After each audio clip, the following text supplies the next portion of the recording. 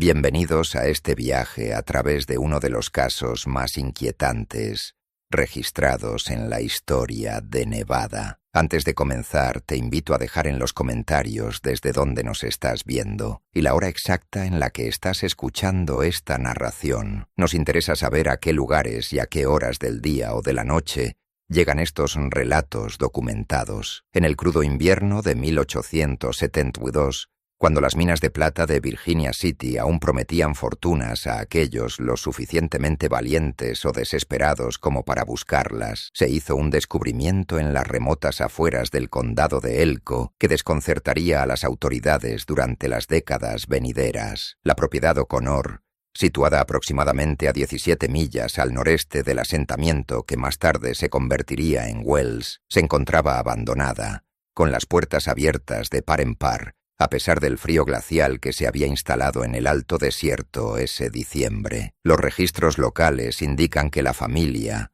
compuesta por Patrick O'Connor, su esposa Margaret y sus 5 hijos, de entre 7 y 19 años, había llegado desde Boston 3 años antes, estableciéndose como ganaderos en tierras compradas a la Central Pacific Railroad. Se sabía que los O'Connor eran reservados, aventurándose rara vez al pueblo, excepto para comprar provisiones y asistir a servicios religiosos ocasionales en la improvisada capilla de madera que servía a la creciente comunidad. Fue un cartero, Joseph Blackwood, quien notó por primera vez que algo andaba mal. Su ruta mensual lo llevaba a las granjas aisladas que salpicaban el territorio del noreste de Nevada. Según su declaración escrita, conservada en los archivos de la Sociedad Histórica del Condado de Elko, de la chimenea no salía humo, aunque estábamos casi a punto de congelación. La puerta principal se abría y cerraba con el viento. Nadie respondió a mis llamadas. Lo que Blackwood encontró dentro se convertiría en la base de un misterio que nunca se resolvería del todo. Solo sería enterrado,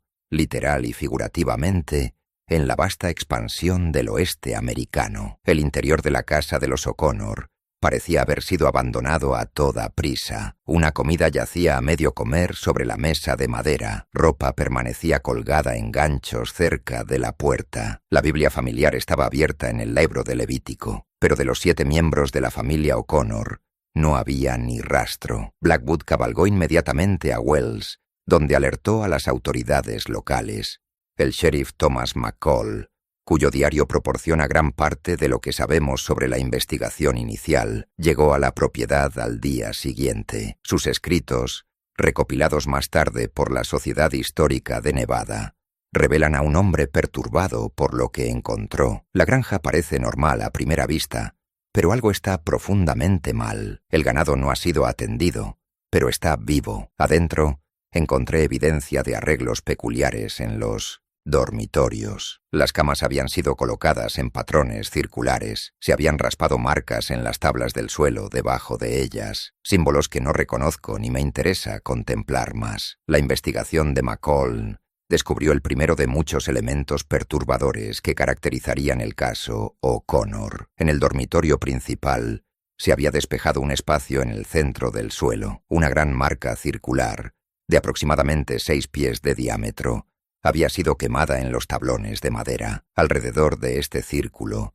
se habían dispuesto cuidadosamente pequeños objetos, más tarde identificados como artículos personales pertenecientes a cada miembro de la familia. El informe del sheriff continúa. La señora Peterson, la partera de Wells, que me acompañó a examinar las instalaciones, identificó un libro escrito en latín escondido bajo las tablas del suelo. Afirma que contiene descripciones de rituales destinados a alterar el estado natural de la humanidad. He confiscado este volumen y consultaré con el reverendo Holloway sobre su contenido. Este libro, que más tarde desaparecería de las pruebas recopiladas, fue descrito por el reverendo Holloway en una carta al gobernador territorial como contenedor de prácticas de una naturaleza tan antinatural que desafían el entendimiento cristiano. El reverendo se negó a dar más detalles, solicitando que el libro fuera destruido de inmediato. La suposición inicial de que la familia había sido víctima de un ataque indio o de una incursión de bandidos se disolvió rápidamente a medida que avanzaba la investigación. No se encontraron signos de violencia dentro de la casa, ni sangre, ni indicios de lucha. Los modestos ahorros de la familia, guardados en una caja de metal, bajo una tabla suelta del suelo en la despensa, permanecían intactos. Sus caballos seguían en el establo, aunque visiblemente desnutridos por días sin el cuidado adecuado. Lo que comenzó a surgir en su lugar fue la imagen de una familia involucrada en actividades que la comunidad local encontraba difíciles de comprender o discutir abiertamente. Los vecinos entrevistados por el sheriff McCall hablaron de extraños sonidos que emanaban de la propiedad por la noche. Mary Wilkins, cuya granja estaba ubicada a 3 millas al sur de los O'Connor, informó haber escuchado lamentos diferentes a cualquiera que haya conocido, ni de hombre ni de bestia, sino algo que me erizaba el vello de la nuca. En varias ocasiones en los meses previos a la desaparición, para febrero de 1873, el caso había atraído la atención desde lugares tan lejanos como Sacramento. Un investigador especial, James Morgan, fue enviado por las autoridades territoriales. La experiencia de Morgan, habiendo trabajado previamente con la agencia de detectives Pinkerton en varios casos relacionados con cultos religiosos en los estados del este, sugiere que las autoridades sospechaban algo más allá de la actividad criminal ordinaria. El informe de Morgan, presentado en marzo de 1873 y posteriormente parcialmente censurado antes de ser archivado, ofrece el análisis más completo de las pruebas. La familia O'Connor parece haber estado involucrada en prácticas derivadas de oscuras tradiciones europeas, escribió. La correspondencia personal de Patrick O'Connor, recuperada de un cajón cerrado con llave en su escritorio, revela comunicación con un individuo identificado solo como el profesor, con sede en la ciudad de Nueva York. Estas cartas hacen referencia a experimentos de naturaleza fisiológica, prometiendo transformaciones que desafían la ciencia médica. La correspondencia, fechada a lo largo de 1871 y principios de 1872, se vuelve cada vez más errática en su tono. En una de las últimas cartas, fechada en noviembre de 1872, Patrick escribe: «Los preparativos están casi completos. Margaret se resistió inicialmente, pero ahora ve la sabiduría en nuestro enfoque. Los niños han sido preparados según las instrucciones. Solo esperamos la alineación correcta, que usted asegura ocurrirá en diciembre». La investigación de Morgan dio un giro crucial cuando descubrió un sótano oculto debajo del granero, accesible solo a través de una trampilla oculta bajo un montón de heno. Este espacio, de aproximadamente 12 pies cuadrados, contenía evidencia que nunca se documentaría completamente en los registros oficiales. Según un diario privado llevado por Morgan, donado más tarde a la Sociedad Histórica de Nevada por su hija en 1927, bajo la condición de que permaneciera sellado hasta 1960, el sótano contenía implementos de sujeción y dispositivos de un diseño que nunca he encontrado, aparentemente construidos con el propósito de manipular la forma humana, de maneras que la naturaleza nunca tuvo la intención. Lo más significativo fue que Morgan descubrió un diario perteneciente a Margaret O'Connor. El contenido de este diario se consideró tan perturbador que Morgan incluyó solo extractos seleccionados en su informe oficial, y el original aparentemente fue destruido por un incendio en 1875, durante el traslado de los registros territoriales a Carson City. Los extractos que sobreviven pintan la imagen de una mujer cada vez más cautivada por las obsesiones de su esposo. Patrick habla de trascendencia a través de la alteración de nuestras formas mortales. La enseñanza del profesor sugiere que el cuerpo humano, cuando se somete a ciertas presiones y posiciones durante periodos prolongados, puede alcanzar un estado más allá de nuestra comprensión actual. Yo era escéptica, pero después de presenciar los cambios en el joven William, su hijo mayor, no puedo negar que algo está sucediendo. Una entrada posterior dice: «Los niños ahora aceptan el ritual nocturno sin quejarse. Sus cuerpos se han vuelto notablemente flexibles. Thomas, de 12 años, ahora puede posicionarse de maneras que deberían ser imposibles para las articulaciones humanas». Patrick dice que esto es simplemente el comienzo. La investigación descubrió detalles adicionales sobre los antecedentes de Patrick O'Connor que arrojaban una luz aún más perturbadora sobre las actividades de la familia. Registros obtenidos de Massachusetts revelaron que antes de mudarse al oeste, Patrick había trabajado brevemente como asistente de un controvertido médico en el Hospital General de Massachusetts. Este médico, cuyo nombre fue censurado del informe de Morgan, pero luego identificado a través de investigación independiente como el Dr. Harold Westerly, había sido despedido de su cargo tras acusaciones de realizar experimentos no autorizados en pacientes. Según los registros del hospital fechados en 1868, Westerly había desarrollado teorías sobre la flexibilidad humana y la transformación corporal que sus colegas describieron como más allá de los límites de la investigación médica aceptable. Estas teorías aparentemente se centraban en la creencia de que la forma humana podía ser alterada permanentemente a través de la manipulación sistemática de las articulaciones, la musculatura e incluso la estructura ósea, si se comenzaba a una edad lo suficientemente temprana y se realizaba con precisión científica. Esta revelación añadió una dimensión de premeditación al caso que preocupó incluso al experimentado Morgan, quien señaló en su diario privado: las implicaciones de los antecedentes de O'Connor sugieren que la reubicación de la familia a este territorio remoto no fue, como se creía anteriormente, motivada por la búsqueda de oportunidades agrícolas, sino por el deseo de llevar a cabo sus experimentos sin escrutinio ni interferencia. La investigación de Morgan se estancó cuando los testigos potenciales en las comunidades cercanas de repente se volvieron reacios a hablar. Patrick O'Connor, al parecer, no solo había abrazado estas teorías, sino que había determinado ponerlas en práctica usando a su propia familia como sujetos. El reverendo Holloway, que inicialmente había sido comunicativo con la información, abandonó abruptamente Wells en abril de 1873, sin dejar dirección de reenvío. La partera, la señora Peterson, fue encontrada muerta en su casa, aparentemente por causas naturales, aunque no se realizó autopsia.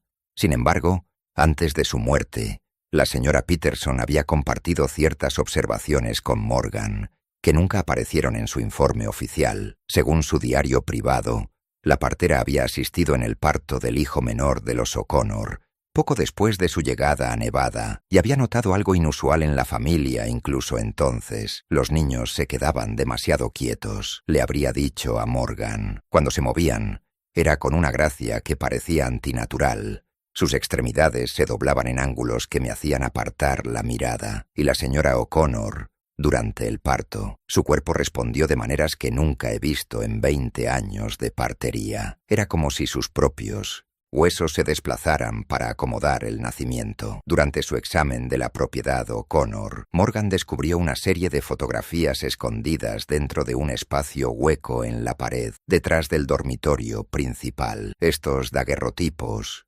rudimentarios para los estándares modernos, pero notables para su época, documentaban lo que parecían ser etapas progresivas de la transformación de la familia. Las imágenes mostraban a miembros de la familia en diversas poses, cada una más contorsionada que la anterior, con fechas que abarcaban desde su llegada a Nevada hasta pocas semanas antes de su desaparición. Lo más perturbador eran las expresiones capturadas en los rostros de los sujetos. Como señaló Morgan, en las imágenes anteriores se detectan expresiones de dolor o incomodidad, particularmente entre los niños más pequeños. Sin embargo, en las fotografías posteriores, estas expresiones han sido reemplazadas por algo que solo puede describirse como extasiado, una mirada arrebatadora que sugiere que los sujetos habían comenzado a experimentar sus contorsiones, no como tormento, sino como trascendencia. Estas fotografías fueron confiscadas por las autoridades territoriales y, según se informa, destruidas, aunque persisten rumores de que se hicieron copias y circularon entre investigadores médicos con interés en anomalías anatómicas. Hasta la fecha, no han aparecido copias autenticadas en colecciones públicas. Para junio de 1873, sin cuerpos recuperados y sin evidencia concreta de que se hubiera cometido un crimen, El caso fue clasificado oficialmente como una desaparición inexplicable. Morgan regresó a Sacramento, presentando un informe final que recomendaba que la propiedad O'Connor fuera destruida para evitar que futuros habitantes encuentren o continúen las prácticas que parecen haberse llevado a cabo allí. Esta recomendación se llevó a cabo en agosto de 1873. La granja O'Connor fue quemada hasta los cimientos por orden del gobernador territorial. La tierra permaneció sin reclamar durante décadas, desarrollando una reputación entre los lugareños como un lugar a evitar. Los relatos de los periódicos locales de la época describieron la quema como un asunto sombrío, al que asistieron solo representantes oficiales y un pequeño número de testigos de la comunidad. Según el Elko Independent, fechado el 17 de agosto de 1873, las llamas consumieron la vivienda con un vigor inusual, como si fueran alimentadas por algo más que mera madera. Los presentes informan haber escuchado sonidos extraños que emanaban de la estructura mientras ardía, crujidos y estallidos más allá de lo esperado, y en un momento dado, lo que varios testigos describieron como un coro de suspiros. Tras la destrucción de la granja, se informó de un periodo de incidentes inusuales en el área circundante. Se encontró ganado perteneciente a rancheros vecinos en posiciones distorsionadas, sus cuerpos contorsionados, pero sin ningún signo de lesión externa. Varios buscadores de oro que acampaban en las cercanías informaron haberse despertado y encontrar sus extremidades dispuestas en posiciones incómodas, como si hubieran sido manipuladas durante el sueño. Estas versiones fueron generalmente descartadas como superstición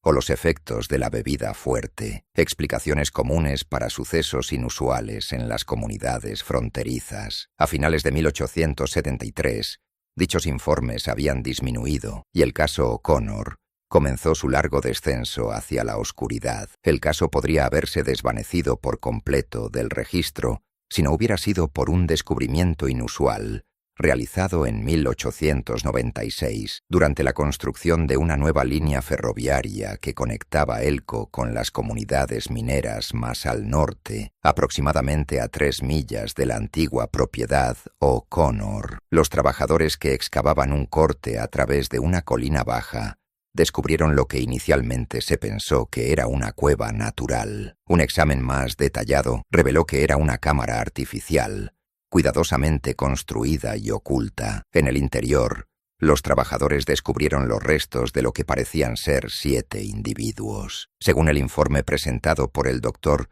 Lawrence Fleming, el médico del condado llamado para examinar el sitio, los restos se presentan de una manera diferente a cualquiera que haya encontrado en mi carrera médica. Los esqueletos, aunque reconocibles como humanos, muestran modificaciones que no pueden explicarse fácilmente. Los huesos parecen haber sido alterados sistemáticamente, con evidencia de fracturas curadas y patrones de crecimiento inusuales, lo que sugiere una manipulación prolongada del cuerpo vivo. Lo más perturbador fue la observación del Dr. Fleming de que las posiciones en las que se encontraron los cuerpos sugerían que no habían sido colocados allí después de la muerte, sino que aparentemente se habían dispuesto ellos mismos en un patrón circular, mirando hacia adentro. La posición, escribió, habría sido imposible de mantener para humanos vivos bajo restricciones fisiológicas normales. Las columnas vertebrales muestran evidencia de una curvatura extrema,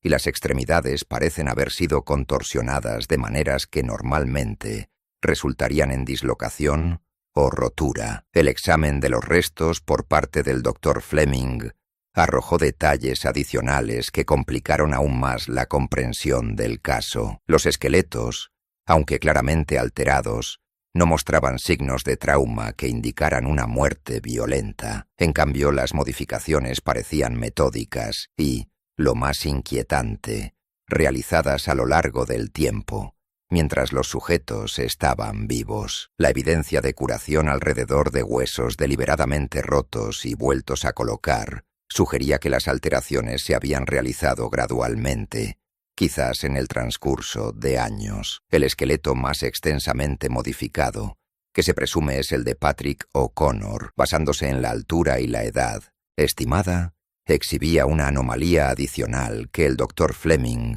tuvo dificultades para explicar. El cráneo había sido alterado de una manera que expandía la capacidad craneal en aproximadamente un 15%, un logro que debería haber sido imposible sin consecuencias fatales. Aún más desconcertante fue la observación de Fleming sobre la posición de las manos. Las falanges de los 7 esqueletos estaban dispuestas en patrones idénticos, formando figuras que no correspondían a ningún gesto reconocible o posición natural. Cuando se diagramaron, estas disposiciones parecían crear un patrón geométrico complejo que sugería una coordinación deliberada entre los sujetos en el momento de la muerte, si es que la muerte es lo que ocurrió aquí. Las autoridades territoriales suprimieron rápidamente los hallazgos del Dr. Fleming. Se ordenó sellar el sitio sin más investigación y se obligó a los trabajadores a guardar secreto bajo pena de ley. Se distribuyó una explicación oficial de que la cueva contenía solo depósitos minerales sin valor significativo. Sin embargo, el Dr. Fleming conservó sus observaciones y una pequeña colección de placas fotográficas que había tomado de los restos. Estos materiales permanecieron en su colección privada hasta su muerte en 1917, después de lo cual pasaron a su colega, el Dr. Edward Montgomery, de la Universidad de Nevada. Montgomery se obsesionó con los materiales de Fleming, realizando su propia investigación privada sobre el caso O'Connor. Durante la década de 1920, su investigación lo llevó a localizar a Joseph Blackwood, el cartero que había descubierto por primera vez la granja abandonada. Blackwood, para entonces un anciano que vivía en San Francisco, proporcionó detalles adicionales que nunca se habían registrado en los informes oficiales. Según las notas de Montgomery, Blackwood confesó que no había informado inmediatamente de su descubrimiento porque primero había pasado varias horas registrando la propiedad. Durante esta búsqueda, afirmó haber encontrado una serie de dibujos anatómicos detallados escondidos en un compartimento debajo de la cama principal. Estos dibujos, que Blackwood describió como más detallados que cualquier texto médico que haya visto, pero enfocados en alteraciones que ningún médico consideraría, representaban figuras humanas en diversas etapas de transformación física. Lo más significativo es que Blackwood le dijo a Montgomery que había encontrado una carta dirigida a quien descubra nuestra ausencia, firmada por Patrick O'Connor. El contenido de esta carta, que Blackwood afirmó haber destruido después de leerla, supuestamente describía la intención de la familia de trascender las limitaciones de la carne a través de una reconfiguración metódica y hablaba de trasladarse a un santuario preparado para la fase final de nuestra transformación. La carta, tal como la recordaba Blackwood, contenía pasajes que sugerían que los O'Connor veían sus prácticas no como violaciones de la ley natural, sino como un avance evolutivo. Lo que emprendemos no es perversión, sino aceleración, el apresuramiento de la inevitable trascendencia de la humanidad de la forma actual. El cuerpo no es sagrado en su configuración actual, es meramente una etapa en el desarrollo, como la oruga a la mariposa.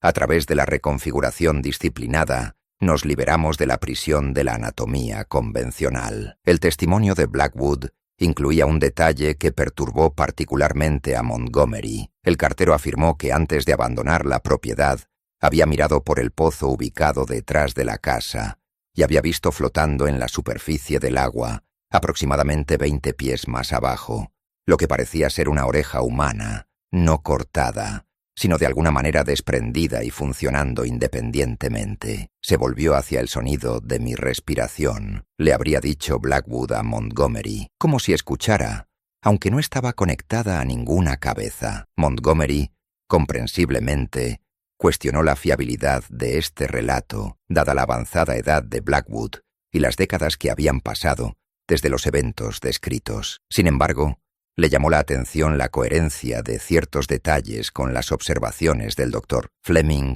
sobre los restos descubiertos en la cámara. La investigación de Montgomery se amplió para incluir entrevistas con residentes ancianos del noreste de Nevada que habían vivido en la región durante la década de 1870. De estos relatos surgió un patrón consistente de incidentes inusuales que habían ocurrido en los meses siguientes a la desaparición de los O'Connor, pero antes de la destrucción de su granja. Samuel Thompson, que había trabajado como peón en una propiedad vecina, describió a Montgomery un encuentro que había ocurrido en febrero de 1873. Estaba revisando la cerca en el límite norte, no lejos de donde estaba la propiedad O'Connor. Estaba atardeciendo cuando vi lo que tomé por una persona parada en una cresta a unos 100 metros de distancia. Grité, pensando que podría ser uno de los O'Connor que había regresado. La figura se giró, o más bien, se reorganizó. Las partes se movían de maneras que ninguna persona debería poder moverse. No pude distinguir una cara, solo una forma que seguía cambiando mientras miraba. Mi caballo se negó a acercarse más, y admito que no lo presioné. Relatos similares de otros testigos describían encuentros con figuras que se movían de maneras extrañas, siempre a distancia, siempre cerca del atardecer o del amanecer, siempre en las cercanías de la propiedad abandonada de los O'Connor. Estos avistamientos continuaron esporádicamente hasta que la granja fue destruida, después de lo cual disminuyeron, pero no cesaron por completo. La investigación de Montgomery llegó a un abrupto final en 1932, cuando sufrió una crisis nerviosa después de regresar de una expedición al sitio de la cueva sellada. Fue internado en el Asilo Estatal de Nevada en Reno, donde permaneció hasta su muerte en 1941. Sus documentos, incluidas sus notas sobre el caso O'Connor, fueron almacenados en los archivos de la universidad, donde permanecieron en gran parte sin examinar hasta 1958. El doctor Lewis Matthews, quien trató a Montgomery durante su internamiento, escribió más tarde en un informe médico confidencial que la crisis del profesor parecía haber sido desencadenada por algo que presenció durante su expedición. El paciente describe repetidamente haber visto lo que él denomina el resultado de su trabajo, una entidad que, según él, no era ni completamente humana ni completamente otra cosa, que encontró cerca de la entrada sellada de la cueva. Su descripción de esta entidad sigue siendo consistente a pesar de la sedación y el tratamiento, lo que sugiere una experiencia traumática genuina, en lugar de un simple delirio. Matthews señaló que Montgomery se agitaba más al discutir el movimiento de esta entidad. Insiste en que no caminaba ni gateaba,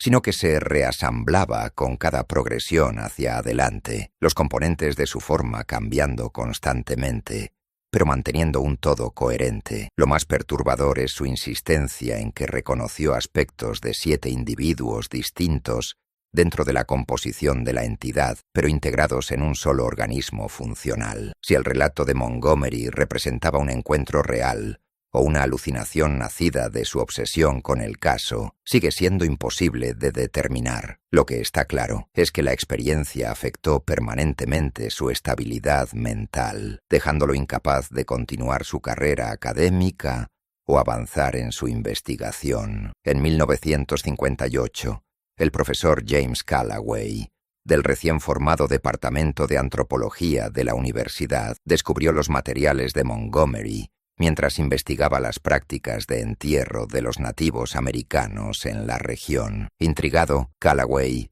intentó localizar la cueva sellada mencionada en las notas de Montgomery. Los registros oficiales indicaban que la cueva había sido dinamitada y cerrada permanentemente tras el descubrimiento de los restos en 1896. Sin embargo, la investigación de Callaway sobre los levantamientos topográficos y los documentos de construcción del ferrocarril lo llevó a creer que la ubicación real podría haber sido mal informada, posiblemente intencionalmente. En el verano de 1959, Callaway organizó una pequeña expedición al área, ahora en gran parte abandonada tras el declive de la industria minera. Lo que descubrieron fue un paisaje significativamente alterado por décadas de erosión y actividad sísmica ocasional, común en la región. La línea ferroviaria original había sido desviada en 1924, y el corte donde supuestamente se había encontrado la cueva estaba ahora parcialmente colapsado. Después de 2 semanas de búsqueda,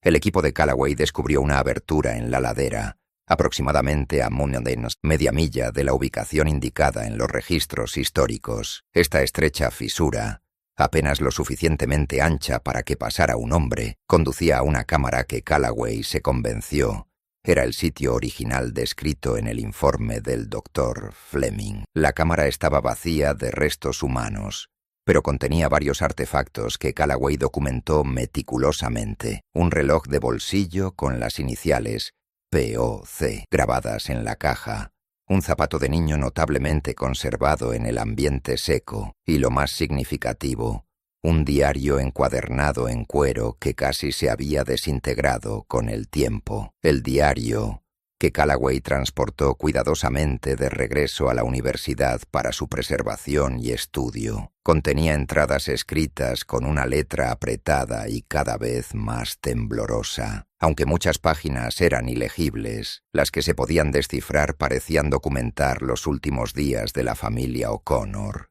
en su granja. Una entrada, fechada el 12 de diciembre de 1872, dice: «El proceso ha avanzado más allá de mis expectativas. La columna vertebral de Margaret ha alcanzado una flexibilidad notable. Las transformaciones de los niños progresan a diferentes ritmos. William, el más avanzado; la joven Catherine, la que menos. Las instrucciones del profesor sobre el mantenimiento de la circulación durante el posicionamiento prolongado han resultado eficaces». Una entrada posterior del 15 de diciembre afirma: «Thomas experimentó la integración hoy. Su conciencia se resistió inicialmente, pero después de corregir la alineación, informó la sensación que todos hemos llegado a reconocer: la disolución de los límites entre la intención y la forma. Su brazo derecho ahora responde a comandos mentales que serían imposibles de transmitir a través de las vías nerviosas convencionales. El profesor tenía razón. Se le puede enseñar al cuerpo a exceder su diseño». La última entrada legible,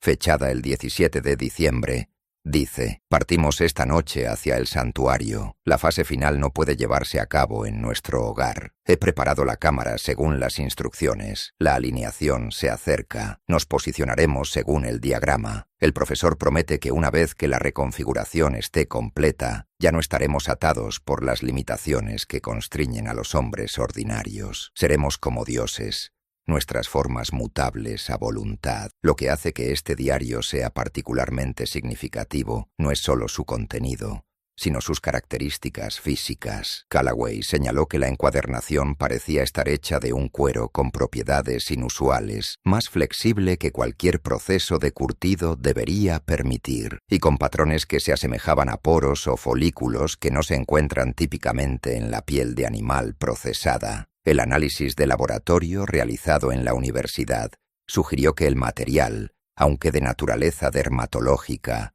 no podía identificarse de manera concluyente como originario de ninguna especie animal conocida. Aún más perturbadora fue la observación de Callaway sobre la tinta utilizada en las últimas entradas. Mientras que las páginas anteriores habían sido escritas con tinta ferrogálica convencional, común en la época, las entradas finales parecían haber sido escritas con una sustancia que, bajo examen microscópico, contenía estructuras celulares consistentes con sangre humana que había sido alterada a través de un proceso desconocido para prevenir la coagulación. El hallazgo de Callaway generó un breve interés entre sus colegas académicos, pero su intento de publicar un artículo sobre el caso O'Connor fue rechazado por varias revistas. Su solicitud de financiación para realizar una excavación más exhaustiva del sitio fue denegada por la Junta de la Universidad, citando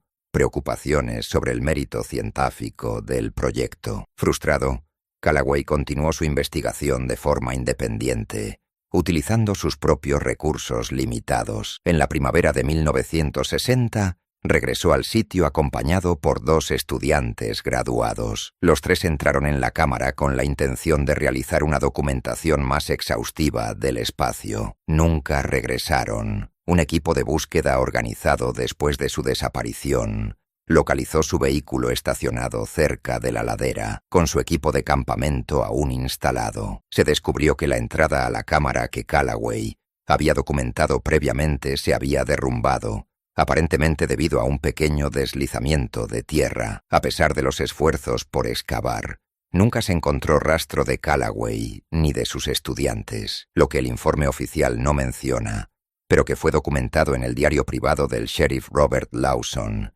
quien dirigió el esfuerzo de búsqueda. Fue el descubrimiento de 3 juegos de huellas que se alejaban del campamento, huellas que Lawson describió como comenzando normalmente, pero distorsionándose gradualmente, como si los individuos estuvieran caminando de una manera que la anatomía humana no debería permitir. La zancada se alargaba más allá de lo que sería posible sin la dislocación de la cadera, y la impresión de los pies cambiaba, sugiriendo una distribución del peso inconsistente con la locomoción bípeda. Estas huellas conducían a través de un terreno donde normalmente sería imposible rastrear, roca desnuda y esquisto. Sin embargo, Lawson informó que pudo seguir su progreso debido a un residuo que solo puedo describir como similar al rastro dejado por un caracol, pero con propiedades diferentes a cualquier sustancia que haya encontrado. Este residuo, inicialmente claro, se volvía negro al exponerse a la luz solar directa y emitía un leve olor que recordaba al cobre. El rastro finalmente conducía a un barranco empinado a unas 2 millas del campamento, donde terminaba abruptamente. No se encontraron cuerpos en el barranco a pesar de una búsqueda exhaustiva. Tras este incidente, la universidad negó cualquier conexión con la investigación de Callaway. Sus materiales, incluido el diario recuperado de la cámara, fueron almacenados y finalmente transferidos a la Sociedad Histórica de Nevada en 1965, donde fueron clasificados y restringidos del acceso público durante 50 años. En las décadas siguientes, el caso O'Connor resurgió ocasionalmente en círculos académicos, generalmente como una nota a pie de página en estudios sobre desapariciones de la era fronteriza, o como un ejemplo de la poca fiabilidad de los relatos históricos de comunidades aisladas. Pocos investigadores hicieron la conexión entre la desaparición original en 1872 y los descubrimientos posteriores, en parte porque los registros habían sido deliberadamente ocultados o destruidos por las autoridades en varios momentos. Una excepción fue la doctora Elizabeth Chen, una historiadora médica que se interesó en el caso mientras investigaba las prácticas médicas del siglo XIX en comunidades fronterizas. En 1987, Chen logró acceder a algunos de los documentos de Montgomery a través de una dispensa académica especial, aunque los materiales de Callaway permanecieron restringidos. El análisis de Chen se centró en los aspectos médicos del caso, particularmente las descripciones de los restos modificados descubiertos en 1896. En un artículo publicado en el Journal of Historical Medicine, propuso que la familia O'Connor podría haber estado practicando una forma extrema de modificación corporal, derivada de tradiciones tanto europeas como asiáticas, posiblemente influenciada por la supuesta asociación de Patrick O'Connor con el Dr. Westerly. Las técnicas descritas, escribió Chen, guardan similitudes con ciertas prácticas documentadas en regiones aisladas de la India y el Tíbet, donde se decía que los adeptos de oscuras tradiciones tántricas alcanzaban estados de maleabilidad física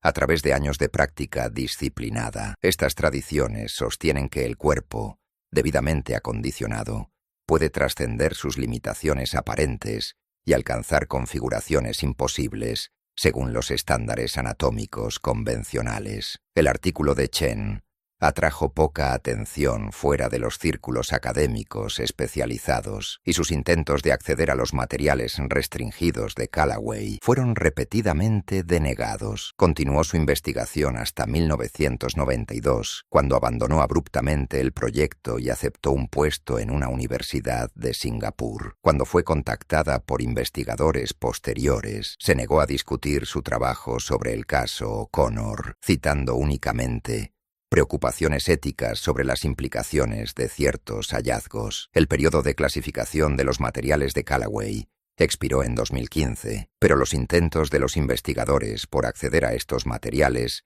se han topado con obstáculos burocráticos. La Sociedad Histórica afirma que muchos de los documentos resultaron dañados durante una inundación en el sótano en 1972 y actualmente están en proceso de restauración.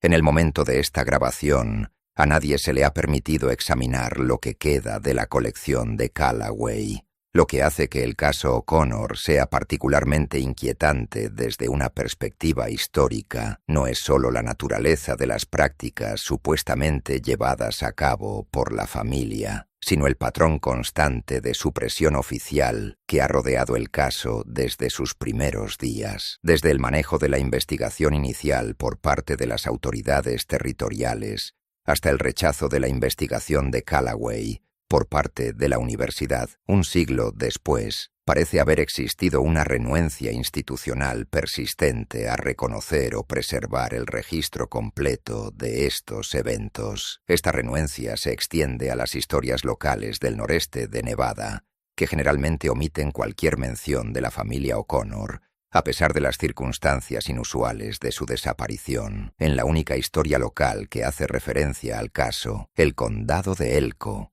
el primer siglo, publicada en 1969, la entrada es breve y saneada. La familia O'Connor, inmigrantes irlandeses que establecieron un pequeño rancho cerca de Wells en 1869, abandonaron su propiedad en el invierno de 1872-73 por razones desconocidas. La propiedad permaneció sin reclamar hasta 1888. Este borrado histórico deliberado plantea preguntas sobre qué aspectos del caso se consideraron demasiado perturbadores para el conocimiento público, preguntas que permanecen en gran parte sin respuesta, a pesar del paso de más de un siglo. El caso O'Connor representa un capítulo singularmente perturbador en la historia fronteriza de Nevada, uno que las autoridades de la época parecían decididas a suprimir, en lugar de resolver. Lo que le sucedió exactamente a esta familia en el invierno de 1872 sigue siendo desconocido, pero los fragmentos de evidencia que han sobrevivido sugieren prácticas mucho más allá de los límites de la comprensión convencional. La tierra donde una vez estuvo la granja O'Connor permanece sin desarrollar hasta el día de hoy. Los residentes locales todavía evitan el área, aunque pocos podrían articular exactamente por qué. El corte del ferrocarril donde se descubrió la misteriosa cámara ha estado abandonado por mucho tiempo. Las vías fueron retiradas durante la Segunda Guerra Mundial por su valor metálico. Sin embargo, ocasionalmente los viajeros que pasan por la remota esquina noreste de Nevada por la autopista 93 informan avistamientos inusuales en la distancia, figuras que parecen moverse de maneras que parecen antinaturales, visibles solo por momentos antes de desaparecer en el paisaje. Estos informes se descartan fácilmente como espejismos, comunes en el duro entorno del desierto donde el calor distorsiona la percepción y el aislamiento juega malas pasadas a la mente. Pero para aquellos familiarizados con la historia de los O'Connor, tales relatos conllevan una implicación más perturbadora. En 1967, la última persona conocida que tuvo conexión directa con el caso, un extrabajador ferroviario llamado Henry Jenkins, que había estado presente en el descubrimiento original de la cueva en 1896, concedió una entrevista a un periódico local en Elko. Jenkins, entonces en sus 90 años, recordó algo que nunca había aparecido en ningún registro oficial. Cuando irrumpimos por primera vez en ese espacio, antes de que el capataz nos ordenara salir a todos, vi algo de lo que nunca he hablado. Esos cuerpos no estaban simplemente dispuestos en un círculo, se estaban moviendo, muy levemente, pero moviéndose al fin. Y sus rostros estaban fijos en expresiones de tal éxtasis que nunca he podido olvidarlos, aunque Dios sabe que lo he intentado. Jenkins murió 3 semanas después de dar esta entrevista. El periódico que publicó su relato quebró al año siguiente, y hoy solo se sabe que existen un puñado de copias de esa edición. En 1998, un grupo de excursionistas en el área informó haber encontrado lo que describieron como un extraño arreglo de piedras, aproximadamente a 1 milla del sitio de la antigua granja O'Connor. La formación, aproximadamente circular y de unos 20 pies de diámetro, consistía en piedras planas colocadas de canto e inclinadas hacia adentro, creando una estructura similar a una cúpula, con una pequeña abertura en la parte superior. Lo que llamó la atención de los excursionistas, y posteriormente la de las autoridades locales,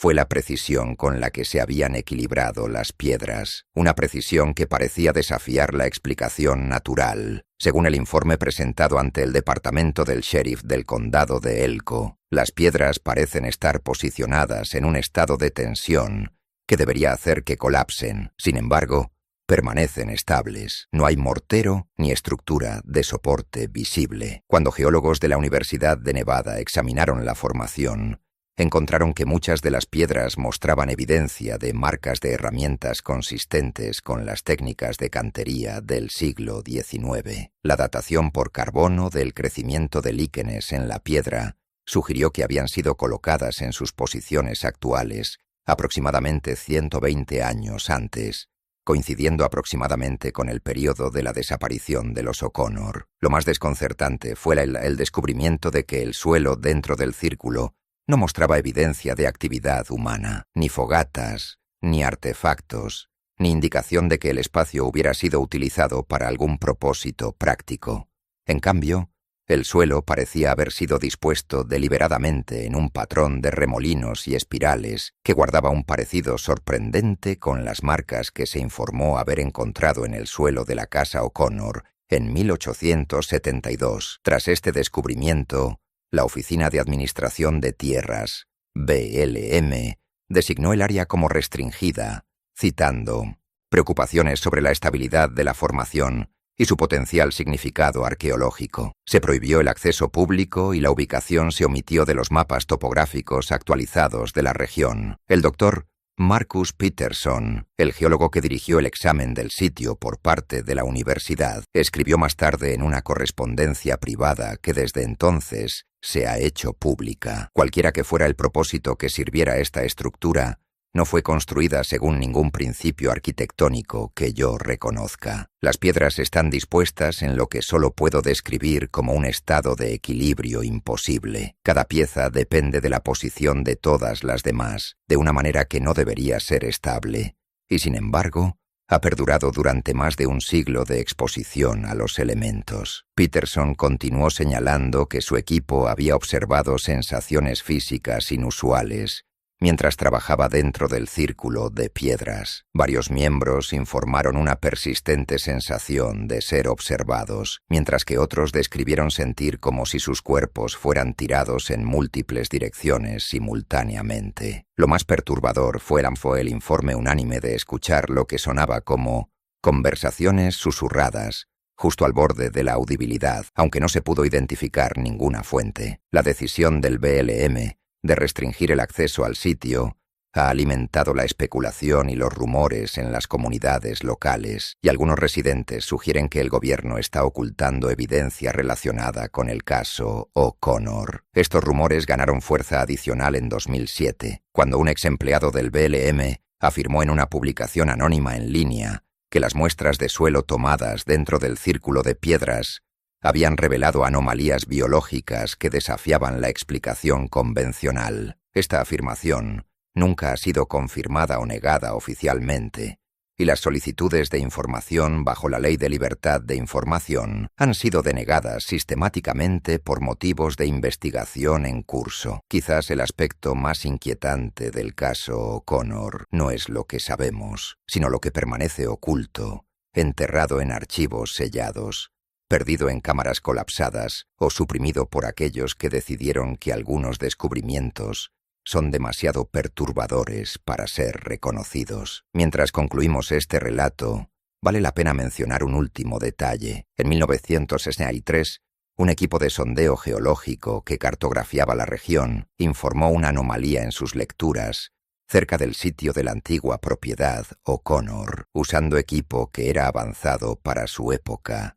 detectaron lo que parecía ser una cavidad aproximadamente 30 pies debajo de la superficie, un espacio significativamente más grande de lo que cualquier formación natural explicaría. Su solicitud para investigar más a fondo fue denegada por el Departamento del Interior sin explicación. La anomalía fue omitida de su informe final y el asunto nunca se persiguió oficialmente. En 2004, un sondeo geológico más sofisticado, realizado como parte de un proyecto de evaluación de aguas subterráneas, detectó la misma anomalía, ahora estimada en aproximadamente 40 pies debajo de la superficie. El informe señaló que la cavidad parecía estar expandiéndose a un ritmo de aproximadamente 3 pulgadas por año, un fenómeno que los topógrafos no pudieron explicar a través de ningún proceso geológico conocido. Más recientemente, en 2018, un equipo de la Universidad de Nevada equipado con radar de penetración terrestre intentó crear un mapa más detallado de la anomalía como parte de un proyecto de investigación sobre estructuras subsuperficiales en la Gran Cuenca. Su solicitud de permiso para realizar el sondeo fue aprobada inicialmente, pero abruptamente revocada 3 días antes de la expedición programada. No se proporcionó ninguna explicación más allá de una carta modelo que citaba preocupaciones de seguridad, cualesquiera que sean los secretos que la familia O'Connor se llevó consigo en la noche de invierno de 1872, permanecen enterrados en el duro suelo de Nevada, un testimonio del hecho de que incluso en la historia documentada de nuestra nación, existen rincones oscuros donde la comprensión convencional falla y donde algunos misterios, quizás, deberían permanecer sin resolver. Para aquellos que deseen visitar el noreste de Nevada, la región ofrece paisajes impresionantes y una rica historia minera digna de explorar, pero los lugareños aún aconsejan a los viajeros que se apeguen a las carreteras marcadas y los senderos establecidos, y que no presten atención a ninguna figura distante que pueda parecer moverse de maneras que desafíen la ley natural. Algunas fronteras, al parecer, nunca debieron cruzarse, cierto conocimiento nunca debió obtenerse, y algunas transformaciones, una vez comenzadas, nunca pueden deshacerse realmente. En 2012, un historiador aficionado llamado Richard Landers se interesó en el caso O'Connor, después de descubrir una referencia a él en el diario de su abuelo. Su abuelo, que había trabajado como topógrafo en el noreste de Nevada durante la década de 1930, había hecho una breve anotación sobre la familia que se cambió a sí misma y hacía referencia a una ubicación cerca de la antigua línea ferroviaria Wells-Elko. La investigación de Landers lo llevó a la Sociedad Histórica de Nevada, donde se encontró con los mismos obstáculos burocráticos que habían frustrado a investigadores anteriores. Sin desanimarse, comenzó a entrevistar a residentes ancianos de la región, con la esperanza de recopilar historias orales relacionadas con el caso antes de que se perdieran en el tiempo. La mayoría de estas entrevistas arrojaron poco más que vagos recuerdos y relatos de segunda mano. Sin embargo, una conversación con Eleanora Whitman, una exmaestra de escuela de 93 años que había pasado toda su vida en la región, proporcionó un nuevo detalle perturbador. Según Whitman, su padre había sido parte del equipo de búsqueda organizado después de que Callaway y sus estudiantes desaparecieran en 1960. Aunque el informe oficial decía que no se había encontrado rastro de los hombres desaparecidos, el padre de Whitman le había dicho lo contrario. Papá volvió a casa diferente después de esa búsqueda, le dijo a Landers. Una noche, después de demasiado whisky, me dijo que habían encontrado algo, no cuerpos exactamente, sino lo que él llamó partes que no encajaban. Dijo que habían descubierto piezas que parecían humanas, pero que no podían serlo, articulaciones que se doblaban al revés, dedos demasiado largos y con demasiados nudillos, una sección de columna vertebral que se movía como una serpiente cuando la tocaban. Lo más perturbador fue el recuerdo de Whitman, de la descripción de su padre, de un rostro parcial que habían encontrado. No estaba pegado a nada, simplemente yacía allí sobre las rocas, pero aún movía los ojos, aún movía la mandíbula como si tratara de hablar. Según Whitman, los funcionarios del gobierno que llegaron al día siguiente y tomaron posesión de todo lo que habían encontrado, hicieron jurar secreto al equipo de búsqueda. Su padre nunca volvió a hablar de ello, pero en las semanas siguientes tapió una bodega de almacenamiento debajo de su casa donde inicialmente había colocado su ropa embarrada de la búsqueda, alegando que se había infestado de insectos que no podía identificar ni erradicar. Landers intentó verificar el relato de Whitman a través de registros oficiales, pero descubrió que toda la documentación relacionada con la búsqueda de Callaway había sido sellada por orden judicial en 1962, ostensiblemente para prevenir la angustia de las familias de los hombres desaparecidos. En 2014, Landers publicó un pequeño libro autofinanciado titulado Los Reconfigurados, la verdadera historia de la familia O'Connor, que compilaba su investigación y entrevistas. El libro recibió poca atención fuera de los círculos especializados interesados en misterios históricos oscuros, pero atrajo la atención del Dr. Samuel Hayes, un biofísico de la Universidad de Stanford, con interés en relatos históricos de anomalías anatómicas. Hayes contactó a Landers y propuso una investigación colaborativa que aplicaría métodos científicos modernos a la evidencia histórica. Específicamente,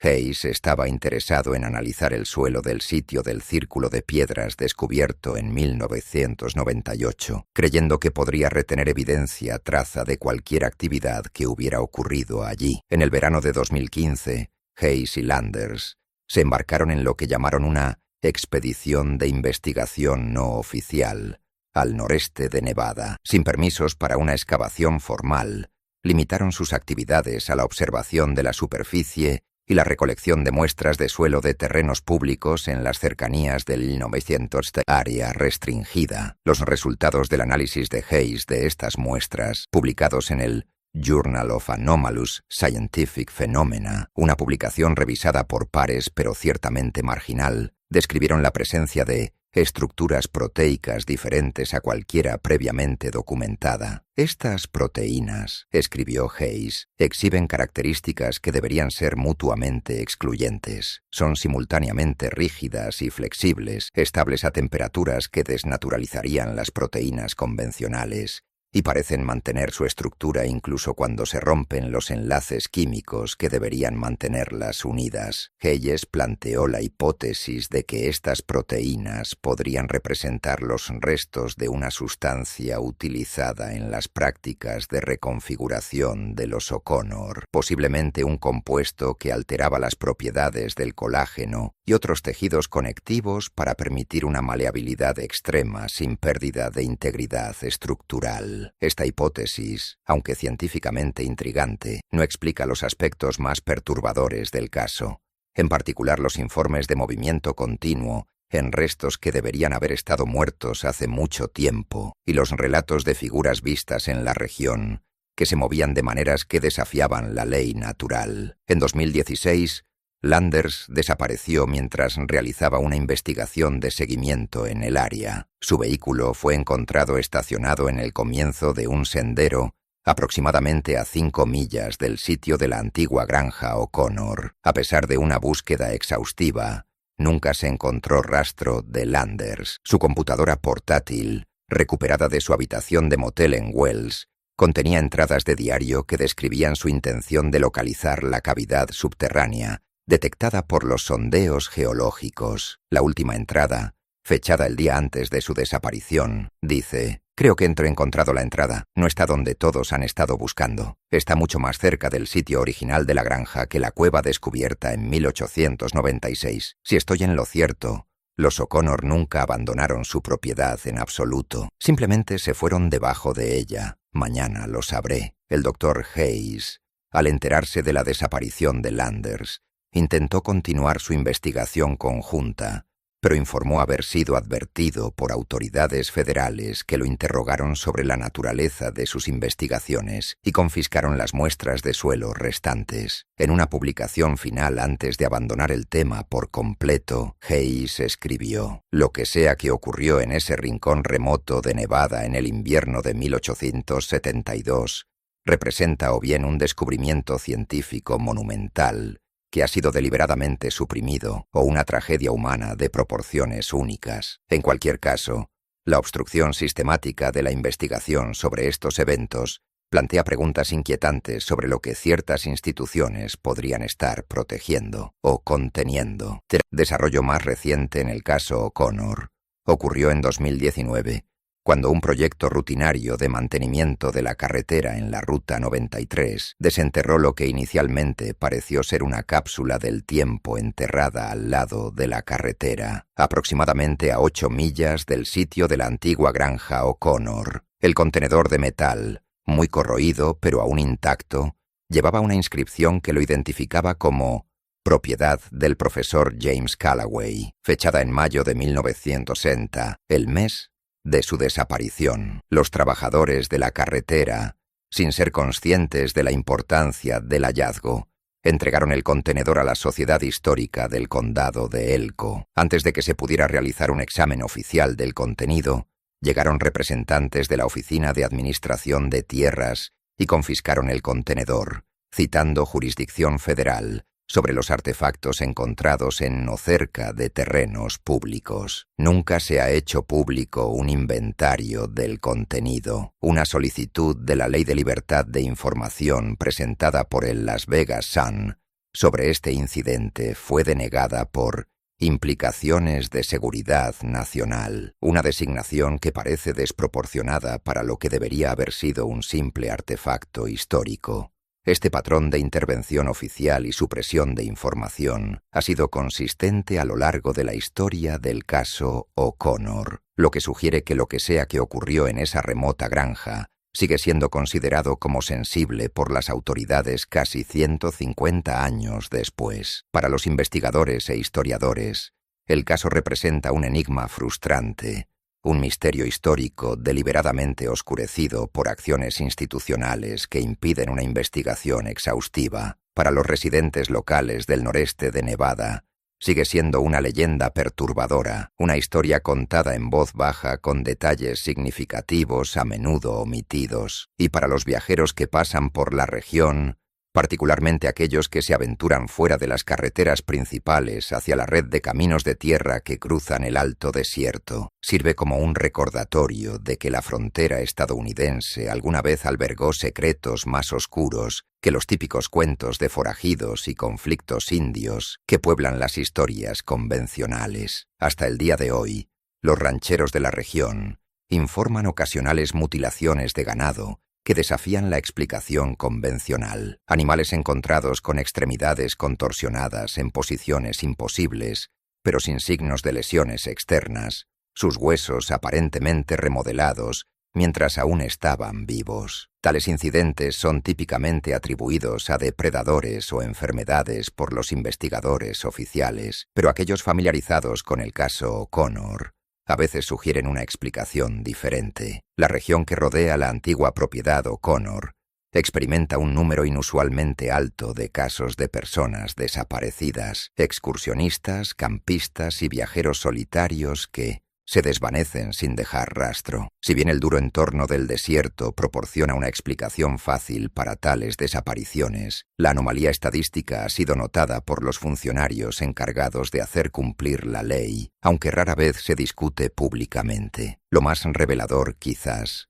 es la renuencia de los residentes locales de toda la vida a viajar por ciertas carreteras después del anochecer, o a aventurarse en valles y cañones particulares bajo cualquier circunstancia. Cuando se les presiona para que den explicaciones, generalmente ofrecen referencias vagas a mal aire o territorio extraño, pero aquellos que se han ganado su confianza podrían escuchar referencias a los torcidos o aquellos que se cambiaron a sí mismos. Como le dijo a un investigador en 2005, un anciano ranchero cuya familia ha ocupado la misma propiedad desde la década de 1880. Aprendes a vivir junto a algunas cosas, siempre y cuando no mires demasiado de cerca o te adentres demasiado en ciertos lugares. Ellos se ocupan de sus asuntos y nosotros de los nuestros.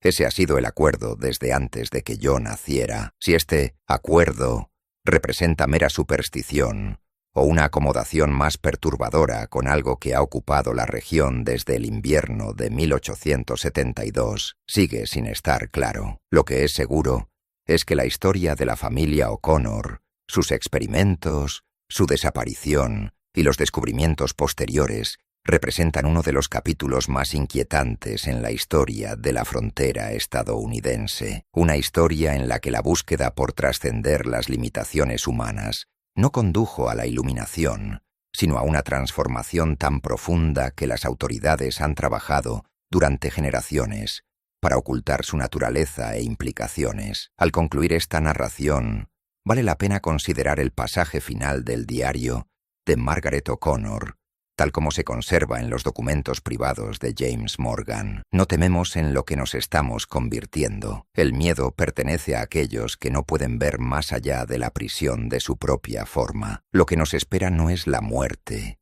sino la liberación, una reconfiguración tan completa que aquellos que la presencien no tendrán un marco para comprender lo que ven. Vamos ahora a completar lo que hemos comenzado, a convertirnos en lo que siempre debimos ser, en lo que sea que se convirtieran los O'Connor en ese invierno de 1872. El silencio que rodea su caso sugiere que algunas transformaciones son demasiado profundas o demasiado perturbadoras para que la historia convencional las reconozca. Para aquellos que viajan por el noreste de Nevada, el vasto paisaje vacío no ofrece signos evidentes de los eventos descritos en este relato.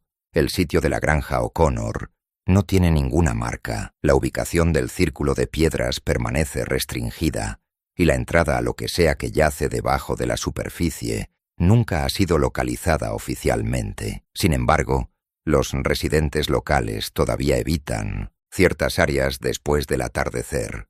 Todavía hablan de figuras vislumbradas a distancia, moviéndose de maneras que los cuerpos humanos no deberían poder moverse, y todavía les dicen a sus hijos que se queden en los senderos marcados y en las carreteras establecidas, un consejo que se hace eco de la sabiduría fronteriza de que algunas fronteras nunca debieron cruzarse, cierto conocimiento nunca debió obtenerse, y algunas transformaciones, una vez comenzadas, nunca pueden deshacerse realmente.